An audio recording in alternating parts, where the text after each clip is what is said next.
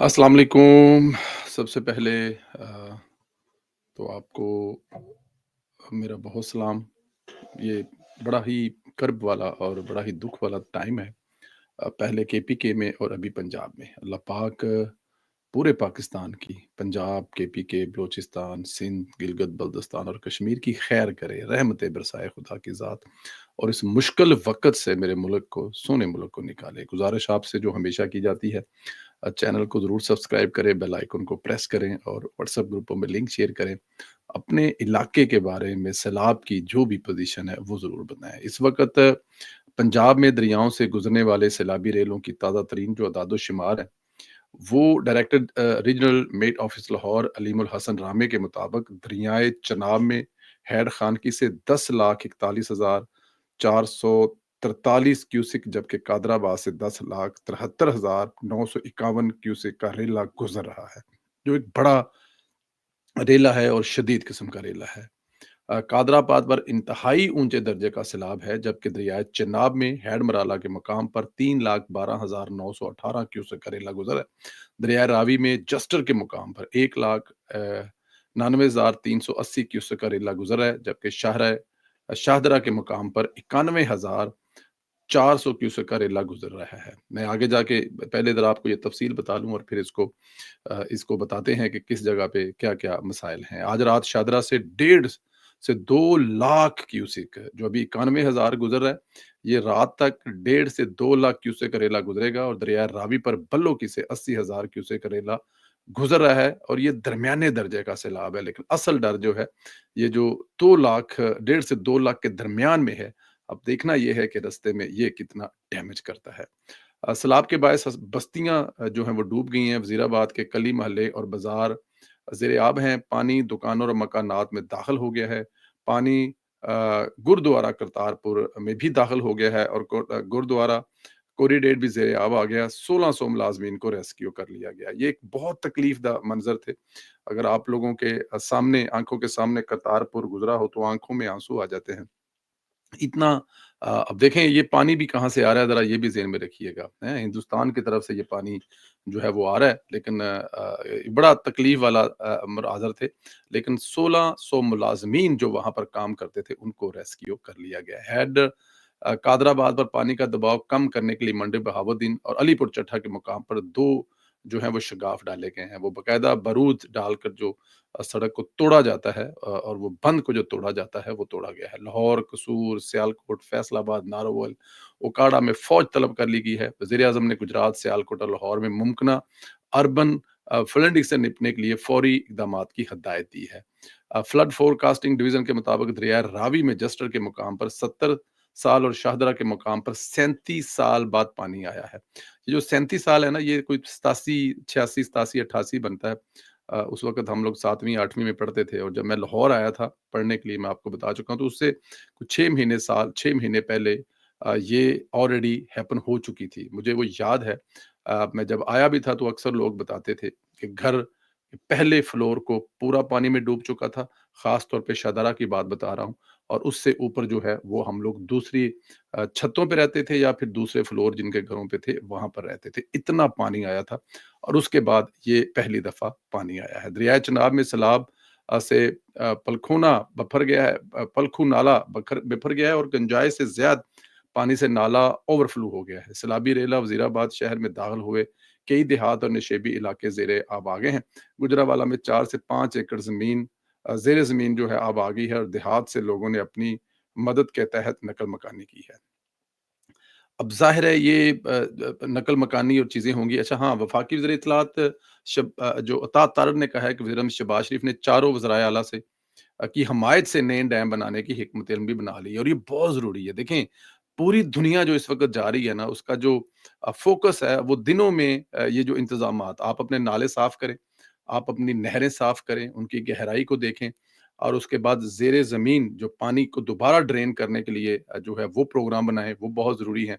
और इसके अलावा डैम जो हैं वो इसका हल है। वरना जिस तरह से ग्लेशियर जो हैं वो पिघल रहे हैं, ये आपके लिए आने वाले साल में इससे बड़े भी मसाइल होंगे। एक इजलास में वज़ीर आला मीन गंडापुर ने भी डैम के लिए फंड देने का कहा है। सूबों की तरफ से भरपूर यकीन दहानी दहानी है। वज़ीर-ए-आज़म ने दयामर जो भाषा डैम है, इसको भी जल्द मुकम्मल करने के बारे में कहा है। अच्छा, इसमें बहुत सारी चीज़ें ऐसी हैं या जिनको मतलब जैसे कि पंजाब को अगर आप देखें, तो आपको नज़र आ रहा होगा कि पंजाब की जो हुकूमत है, वो इसके लिए पहले से तैयार थी। आपको पंजाब हुकूमत के अफ़सरान पंजाब हुकूमत के वज़रा, पंजाब हुकूमत की ब्यूरोक्रेसी जो है वो आपको सरगर्म नज़र आ रही है। मुख्तलिफ़ जगहों पे वो नज़र आ रहे हैं कि मुख्तलिफ़ जगहों पे वो मतलब कि उनके जो वज़रा हैं, उनके जो सेक्रेटरीज़ हैं, उनके जो अ, इन चीज़ों को देख रहे हैं। इवन के पंजाब के अस्पतालों में इमरजेंसी नाफ़िज़ कर दी गई है। पंजाब के तमाम अस्पतालों में इमरजेंसी नाफ़िज़ कर दी गई है। किसी भी जगह पे सैलाब से मुतासरीन आएँ, तो उनको आते फ़ौरन जो है वो मेडिकल की सहूलत हासिल होनी चाहिए। इसके अलावा मरियम नवाज़ साहिबा ने खुद आज रावी के पुल पर जाकर और बहुत सारी जगहों का दौरा करके देखा और उनको ब्रीफिंग दी गई कि कहाँ से पानी आ सकता है, कितना पानी गुज़रना है और किस तरह से करके। तो मेरे ख़्याल में ये पंजाब हुकूमत की तरफ से ये एक बड़ा अहम इसको इसको लिया गया है, इसको बिल्कुल लाइट नहीं लिया गया।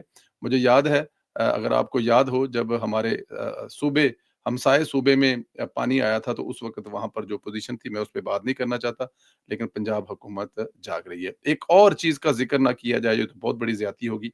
2 वफ़ाकी वज़ीर चौधरी एहसन इकबाल साहब और ख्वाजा मोहम्मद आसिफ, इन दोनों के जो ज़िले हैं, वो सबसे ज़्यादा मुतासर हुए हैं। पहले बात करते हैं सियालकोट की।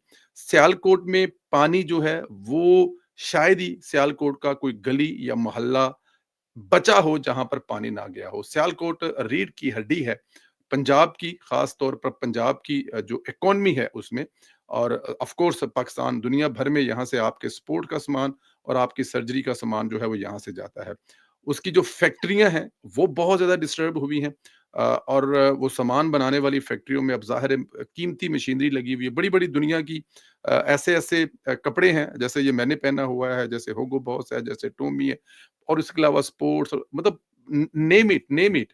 तो वो जो काम कारोबार करने वाले हैं, वो लोग बड़े डिस्टर्ब हुए थे। ख्वाजा मोहम्मद आसिफ साहब हमें एक ट्राउज़र में और एक ग्रीन कलर की शर्ट में पूरा दिन शहर हमें घूमते नज़र आए हैं और वो और उससे पहले मैंने कल आपको बताया था उनके जो एमपीएस हैं इकराम साहब हैं उनके जो पर्सनल असिस्टेंट टीपू साहब हैं, ख्वाजा सुल्तान टीपू साहब हैं, मियां मनशा साहब हैं, इसके अलावा उनके दूसरे जो वहाँ से रुकने कौमी असम्बली और सूबाई असम्बली है, वो नज़र आपको आ रहे हैं अपने-अपने इलाकों। लेकिन ख्वाजा साहब हमें इस्लामाबाद को छोड़कर वो सियालकोट में पूरा दिन रहे हैं और मेरी इत्तला के मुताबिक आज रात उनको इस्लामाबाद वापस जाना था क्योंकि कल उनकी वहाँ पे कुछ एक्टिविटीज़ थी और शायद कल शाम को या पिछले टाइम वो वापस फिर सियालकोट वापस आएँ क्योंकि लोगों में जुड़े रहने से लोगों में बड़ा हिम्मत और हौसला होता है।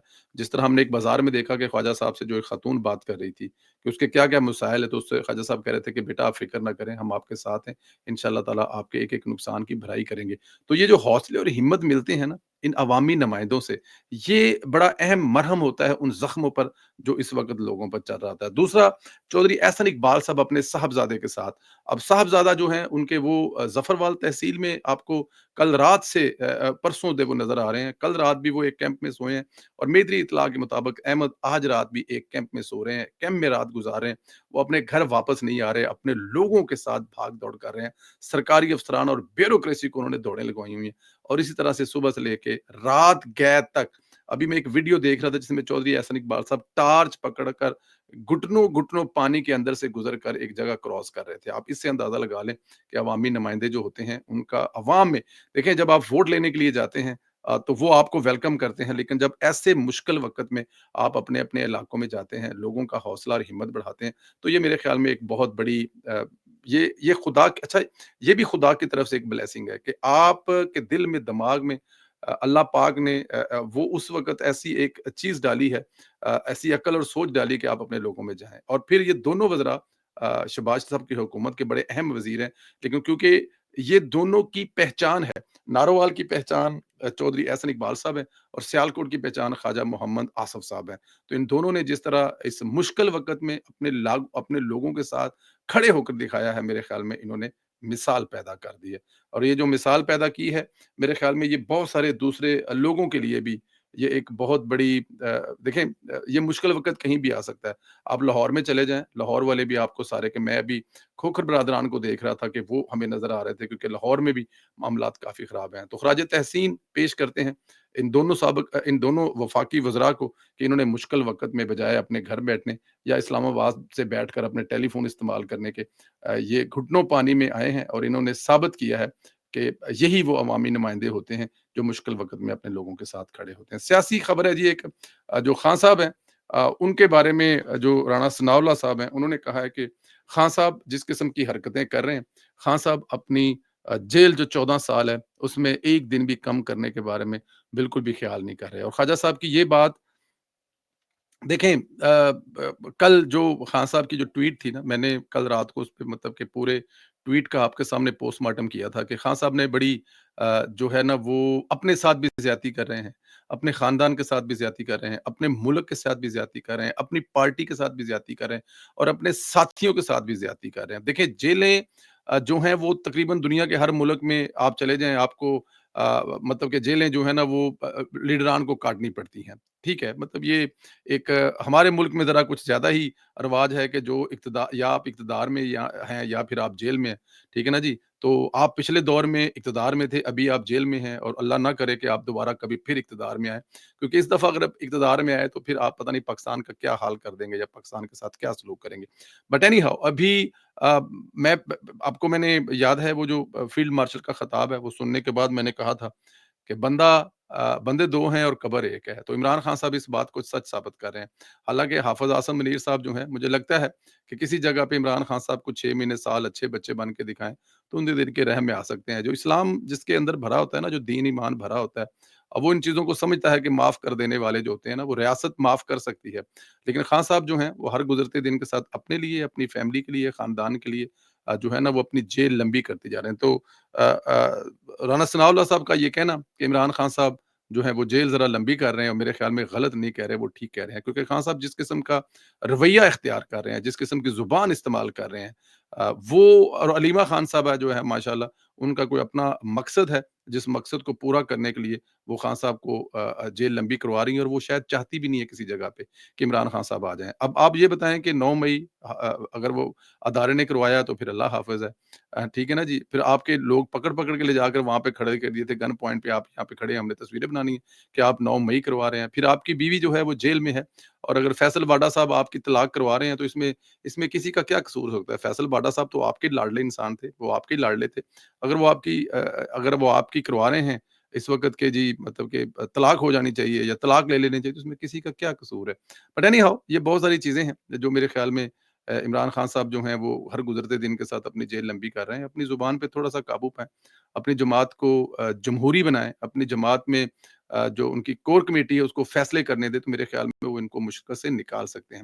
کبھی عمران خان صاحب جو ہیں وہ کمیٹیوں سے استعفے دے رہے ہیں، ابھی وہ کہہ رہے ہیں الیکشن وہ کیسے لڑ سکتے ہیں، لوگوں نے کہاں ووٹ دینا اس کو، اور لوگ ووٹ لینے والی ان کی ویسے پوزیشن بھی نہیں ہے، سچویشن بھی نہیں ہے، وہ کہاں ووٹ لیں گے کیونکہ وہ ووٹ لینے کے قابل رہے ہی نہیں ہے، لوگوں نے ان کو ووٹ ڈالنا ہی نہیں ہے، تو اس لیے وہ الیکشن سے بھی راہ فرار اختیار کر رہے ہیں۔ تو 14 سال عمران خان صاحب کو جیل کی سزا ہوئی تھی، اور ہمارا خیال تھا کہ شاید عمران خان صاحب اپنے رویے سے وہ اکثر آپ نے سنا ہے نا کہ جو قیدی ہے اپنے رویے سے جیل میں تھوڑی بہت جو ہے ان کی سزا میں کمی ہو جاتی ہے، لیکن خان صاحب کی ایسی کوئی صلاح نہیں ہے کہ خان صاحب اپنی جڑی ہے نا جیل کا ٹکرا لین۔ بٹ اینی ہو اللہ پاک آپ لوگوں کو اپنے حفظ و امان میں رکھے، ہماری دعائیں آپ کے ساتھ ہیں۔